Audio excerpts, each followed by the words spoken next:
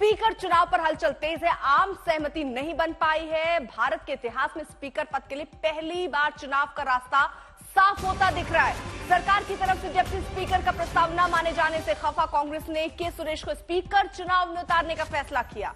NDA की तरफ से ओम बिरला उम्मीदवार हैं। ओम बिरला थोड़ी देर पहले नामांकन दाखिल कर चुके हैं। हालांकि अगर आंकड़ों को देखें तो चुनाव में एनडीए के जीतने के आसार हैं, लेकिन फिर भी विपक्ष एक मैसेज देना जरूर चाहता है कि वो किसी भी कीमत पर पीछे हटने वाला नहीं है।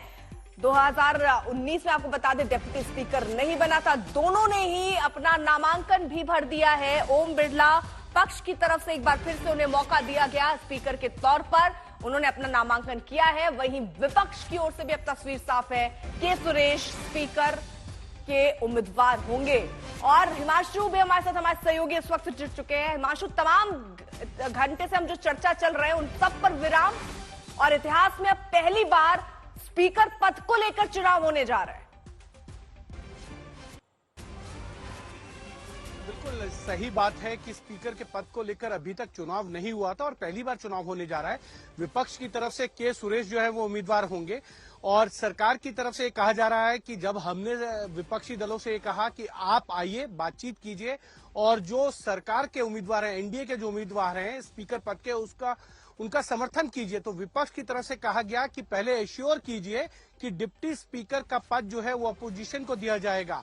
तो सरकार की तरफ से ये कहा गया है कि इस तरीके का सशर्त जो है वो सपोर्ट हमको नहीं चाहिए, जिसमें शर्त हो, शर्त के साथ समर्थन नहीं चाहिए। और इसीलिए अगर आप देखेंगे केसी वेणुगोपाल और टीआर बालू ने मुलाकात की थी और उन्होंने डिप्टी स्पीकर की पोस्ट को माना, और अगर सरकार तैयार नहीं हुई तो उसके बाद के सुरेश जो है अब वो डिप्टी स्पीकर पद के उम्मीदवार हैं। अपोजिशन पार्टी की तरफ से 3 सेट जो है उन्होंने भरे हैं नामांकन के लिए, और दूसरी तरफ ओम बिरला है जिन्होंने दूसरी बार जो है स्पीकर पद के लिए अपना नामांकन भरा है। इससे पहले आपको रोक रही पीयूष गोयल क्या कह रहे हैं, जरा सुनिए। वैसे भी किसी सत्तारूढ़ पार्टी या विपक्ष का नहीं होता है, वो पूरे सदन का होता है।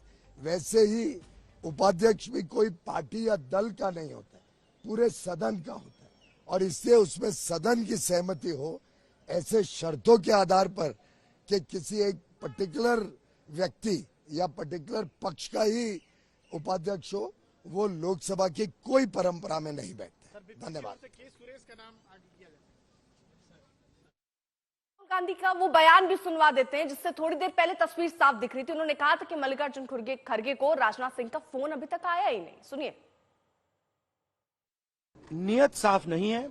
नरेंद्र मोदी जी कोई कंस्ट्रक्टिव कोऑपरेशन नहीं चाहते हैं, क्योंकि कन्वेंशन है कि डिप्टी स्पीकर ऑपोजिशन का होना चाहिए। और हमने कहा है, पूरे ऑपोजिशन ने कहा है कि अगर कन्वेंशन फॉलो किया जाएगा तो पूरा समर्थन स्पीकर के इलेक्शन में हम देंगे। यूपीए के समय में हमने दिया था। बिल्कुल। तो मेरा कहना है कि नरेंद्र मोदी जी कहते कुछ हैं और करते कुछ हैं। यही इनकी फॉर्मूला है, यही इनकी स्ट्रेटजी है और इनको ये बदलना ही पड़ेगा। जितेंद्र बहादुर हमारे साथ, हमारे सहयोगी इस वक्त जुड़ चुके हैं। जितेंद्र, हम पीयूष गोयल को भी सुन रहे थे, हम राहुल गांधी को भी सुन रहे हैं। पीयूष गोयल ये कह रहे हैं कि ऐसी कोई परंपरा नहीं है, सदन का होता है स्पीकर, किसी दल का नहीं होता है। लेकिन परंपरा तो ये भी रही थी कि डिप्टी स्पीकर पद विपक्ष का ही कोई नेता चुना जाता था हमेशा से। 2019 में हालांकि वो परंपरा टूटी और अब एक नया इतिहास आज रचा जाएगा जब डिप्टी स्पीकर, माफ कीजिए, स्पीकर पद के लिए चुनाव होंगे। और देखिए अर्पिता, ये 72 सालों बाद ऐसा होने जा रहा है कि जब स्पीकर पद के लिए चुनाव होंगे, और ये बात पहले ही तय हो गई थी। आपने देखा जिस तरीके से विपक्षी पार्टियों का रुख था कल प्रोटेम स्पीकर को लेकर के, और उनकी तरफ से साफ कहा गया कि के सुरेश जो हैं वो 8 बार के सांसद हैं, उनको आखिर प्रोटेम स्पीकर के लिए क्यों नहीं शपथ दिलाई गई। तो इस तरीके की बात विपक्षी पार्टियों ने कह करके संसद में आपने देखा कि उन्होंने मार्च किया संविधान को लेकर के। तो संविधान का हवाला देकर के उन्होंने तमाम चीजों को साफ कर दिया कि वो रुख जो है इस बार जो संसद का सत्र चल रहा है इसमें उनका कड़ा रुख रहने वाला है। राहुल गांधी की बातचीत से साफ नजर आ रहा है कि वो लोग अब इसमें पीछे हटने वाले नहीं हैं। तो अब साफ है कि जिस तरीके से बीजेपी की तरफ से ओम बिरला का नामांकन हो चुका है, अब वो कल इसका चुनाव होगा, तो के सुरेश का नाम जो विपक्षी पार्टियों की तरफ से इंडिया गठबंधन की तरफ से आ रहा है वो काफी बड़ा नाम है। पहले ही इस तरीके की चर्चा चल रही थी कि के सुरेश को लाया जा सकता है अगर सरकार की तरफ से, सत्ता पक्ष की तरफ से डिप्टी स्पीकर की मांग जो इंडिया गठबंधन की तरफ से किया जा रहा है, उसकी मांग को अगर वो लोग नहीं मानते हैं तो वो लोग के सुरेश का नाम लेकर के स्पीकर के चुनाव को लेकर के आगे बढ़ेंगे। और वही हुआ। आपने देखा कि किस तरीके से उनका नाम आया और अब आगे चुनाव लड़ा जाएगा। और ये इतिहास में ऐसा पहली बार हो रहा है। हमेशा ये देखा गया कि आम सहमति से डिप्टी स्पीकर का जो पद का जो चुनाव होता है वो हो जाता है, लेकिन इस बार 72 सालों बाद ऐसा देखा जा रहा है कि उनका भी कैंडिडेट यानी इंडिया गठबंधन का भी कैंडिडेट इस चुनाव में खड़ा हो रहा है। और वो एक अलग तरीके का मैसेज देना चाहते हैं। संसद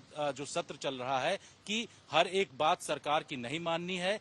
उनका जिस तरीके से संसद के अंदर आपने देखा कि जो विरोध उनका रहा है, चाहे प्रोटेम स्पीकर को लेकर के हो या फिर डिप्टी स्पीकर को लेकर के, वो लोग लगातार अड़े रहे हैं। तो इन तमाम चीजों को लेकर के विपक्षी पार्टियां एकजुट दिखाई पड़ रही हैं और अब आगे इसी तरीके की स्थिति संसद भवन के अंदर दिखाई पड़ेगी। लेकिन के सुरेश का नाम आना ये काफी बड़ी चीज है और इसको लेकर के वो लोग भी अपना शक्ति प्रदर्शन दिखाने की कोशिश करेंगे। इंडिया गठबंधन की तरफ से ये कहा जा रहा है कि वो पूरी तैयारी करके जो निर्दलीय सांसद हैं उनको अपने पक्ष में लेने की कोशिश कर रहे हैं कि अगर चुनाव होता है तो इनका भी संख्या बल काफी रहे। हालांकि अगर गणित के हिसाब से देखा जाए तो जो सत्ता पक्ष है उसके पास पूरा बहुमत है, उसको किसी भी तरीके की दिक्कत होने वाली नहीं है। लेकिन इंडिया गठबंधन भी इस तरीके से चुनाव में अपना कैंडिडेट खड़ा करके एक तरीके का वो अपना शक्ति प्रदर्शन इस संसद सत्र के दौरान करना चाहती है। अर्पिता। ठीक है जितेंद्र, रहिए जरा आप साथ। पीयूष गोयल जिनको अभी आपने सुना, जरा उनको फिर से सुनिए कि वो और क्या चीजें इसमें जोड़ रहे हैं। फिर हिमांशु आपके पास आती हूँ। चुनता तो लोकसभा की भी मर्यादा अच्छी रहती, सभी पक्ष का उसमें योगदान रहता और स्पीकर वैसे भी किसी सत्तारूढ़ पार्टी या विपक्ष का नहीं होता है, वो पूरे सदन का होता है। वैसे ही उपाध्यक्ष भी कोई पार्टी या दल का नहीं होता है, पूरे सदन का होता है। और इसलिए उसमें सदन की सहमति हो, ऐसे शर्तों के आधार पर कि किसी एक पर्टिकुलर व्यक्ति या पर्टिकुलर पक्ष का ही उपाध्यक्ष हो, वो लोकसभा की कोई परंपरा में नहीं बैठते। धन्यवाद। के सुरेश का नाम आगे किया जाता है।